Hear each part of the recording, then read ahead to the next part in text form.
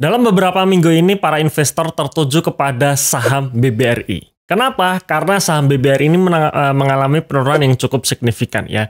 Dalam 1 bulan terakhir dari level harga tertingginya sampai saat video ini diambil, yaitu tanggal 5 Mei 2024, harga saham BBRI sudah turun 26%.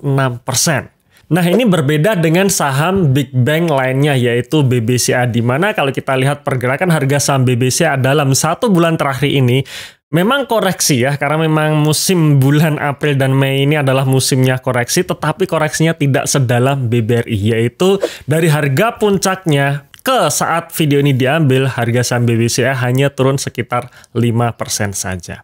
Nah, kenapa penurunan saham BBRI ini lebih parah dibandingkan BBCA? Dan apakah penurunan harga saham BBRI ini menjadi peluang untuk kita bisa serok BBRI di harga bawah? Kita akan bahas di video kali ini, jadi pastikan teman-teman tonton video ini sampai selesai.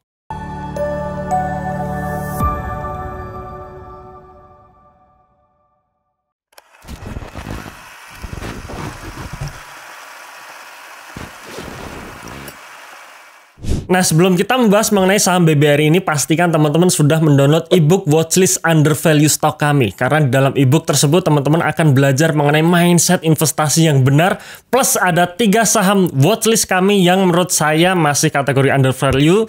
Dan kinerja kuartal 1 2024 ini bagus ya. Jadi pastikan teman-teman untuk mendownload ebooknya ya. Ebook ini bisa download secara free. Linknya di bawah ini ya. Menurut saya ada 2 faktor kenapa saham BBRI ini pada akhirnya turun. Yang pertama adalah mengenai faktor ekonomi makro yang tidak bagus. Di mana bulan April lalu Amerika telah mengumumkan kenaikan inflasinya, di mana inflasi terbaru di Amerika yaitu di bulan Maret naik menjadi 3,5%. Tentu saja berita mengenai kenaikan inflasi ini direspon negatif oleh market, yang artinya The Fed kemungkinan akan menunda untuk menurunkan suku bunga Fed-nya ya, atau suku bunga acuannya. Dan karena berita tersebutlah akhirnya banyak investor asing keluar dari Indonesia, di mana para investor asing ini mereka menjual saham maupun obligasi yang ada di dalam negara kita, membuat saham-saham turun ya, membuat IHSG turun, salah satunya saham BBRI ini juga turun, dan membuat rupiah melemah. Ya, seperti kita tahu ya, di bulan April lalu rupiah sempat menyentuh level 16.200 rupiah per 1 dolar Amerika. Jadi ketika sentimen makro jelek, sebagus apapun fundamental perusahaan, harga sahamnya tetap turun, termasuk juga BBCA yang akhirnya juga turun. Selain BBCA ya ada juga BBRI yang juga turun, diikuti dengan saham-saham lainnya. Nah, itu faktor yang pertama. Nah, itu tadi faktor yang pertama. Kemudian faktor yang kedua mengenai kinerjanya. Jika kita lihat kinerja dari BBCA untuk posisi kuartal 1 2024 ya, teman-teman bisa lihat atau bisa membaca di berita, di situ dikatakan bahwa BBCA meraih laba atau berhasil mencetak laba sebesar 12,9 triliun rupiah atau naik 11,7% secara year on year-nya. Nah, ini berbeda dengan BBRI ya, yang dimana BBRI untuk posisi kuartal 1 2024 secara nominal memang lebih besar dibandingkan BBCA ya, yaitu BBRI bisa berhasil mencetak laba sebesar 98 triliun rupiah.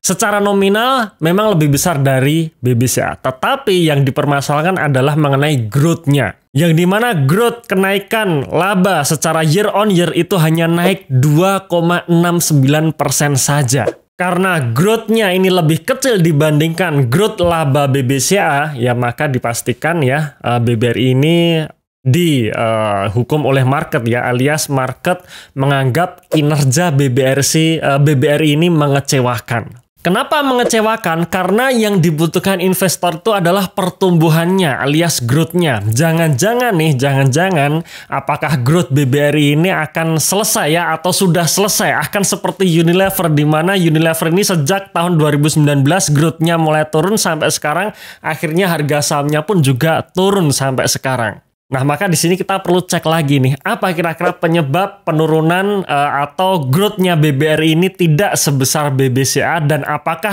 ini bersifat temporary saja atau bersifat permanen. Dalam artian kalau kita menganggap bahwa penurunan growth dari BBRI ini bersifat temporary saja, maka ini adalah kesempatan atau peluang untuk kita membeli di harga murah ya. Tetapi kalau ternyata growth-nya BBRI ini sudah selesai, artinya pertumbuhannya itu sudah tidak akan tumbuh lagi atau penurunan kinerjanya bersifat permanen, ya maka kita tidak bisa mengharapkan harga saham BBRI akan selalu naik dalam jangka panjangnya. Nah, sekarang kita akan coba cek ya, kira-kira apa penyebab penurunan growth dari BBRI ini. Kita langsung masuk saja ke laporan laba ruginya. Oke, kita langsung masuk saja ke laporan laba rugi dari BBRI ya. Jadi ini adalah laporan laba rugi untuk emiten BBRI.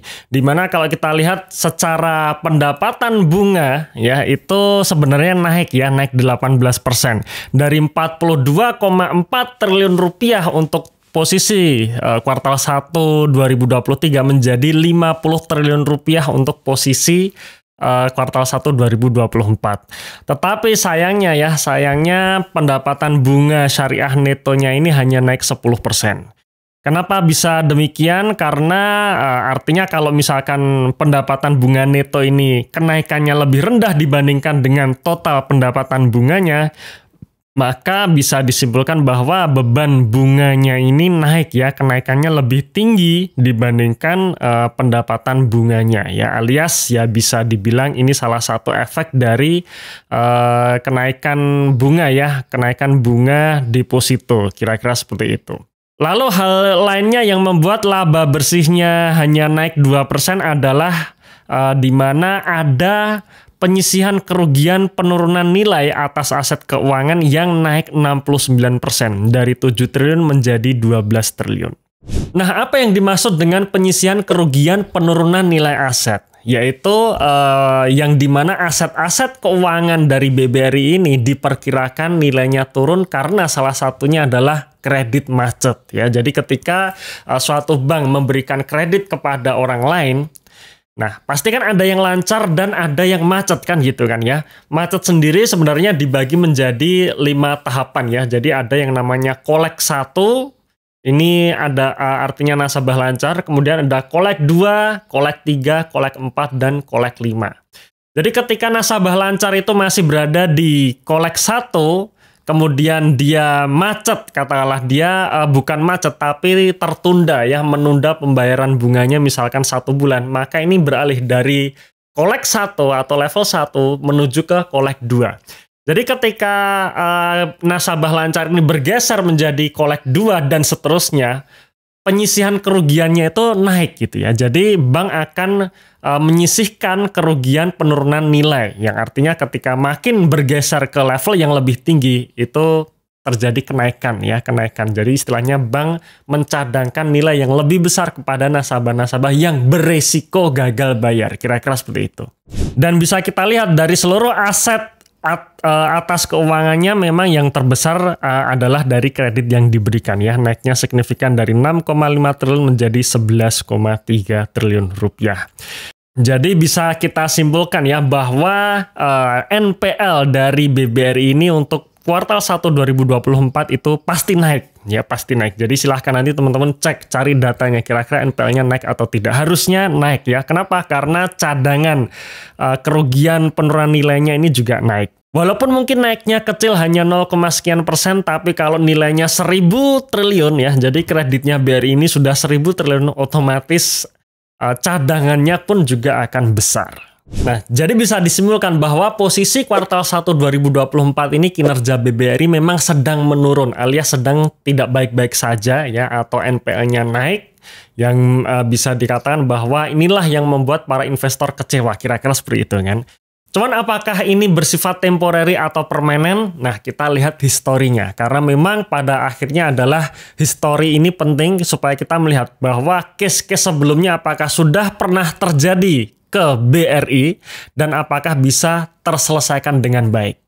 Nah, ini adalah histori pendapatan bunga dari BBRI, di mana kalau kita lihat ya perkembangan pendapatan bunga dari tahun 2013 sampai 2023 ya. Jadi kita singkirkan dulu untuk tahun periode 2024 karena pastinya tadi ya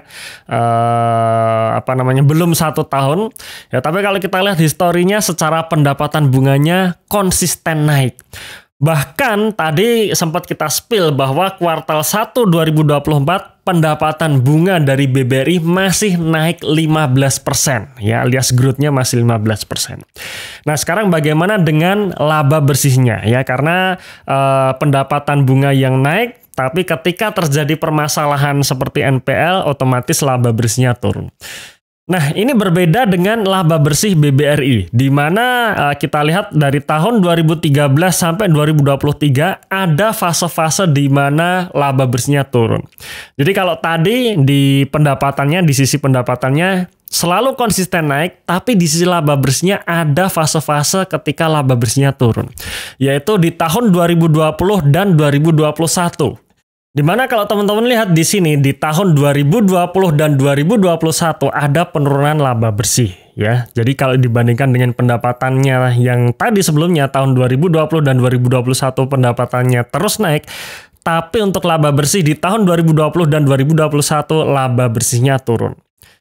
Faktornya juga sama, yaitu mengenai kenaikan CKPN, di mana waktu itu terjadi COVID-19, di mana banyak sekali nasabah-nasabah mikronya BRI itu macet, sehingga harus direstruct, dan bank mencadangkan CKPN yang cukup besar, sehingga ini menggerus laba bersih yang akhirnya membuat laba bersihnya turun. Tetapi yang menarik adalah kejadian tersebut tidak secara permanen berlangsung ya. Artinya ketika ekonomi membaik, maka CKPN ini pada akhirnya bisa kembali lagi menjadi laba bersih ya. Ya mungkin beberapa nasabah karena dia sudah macet ya.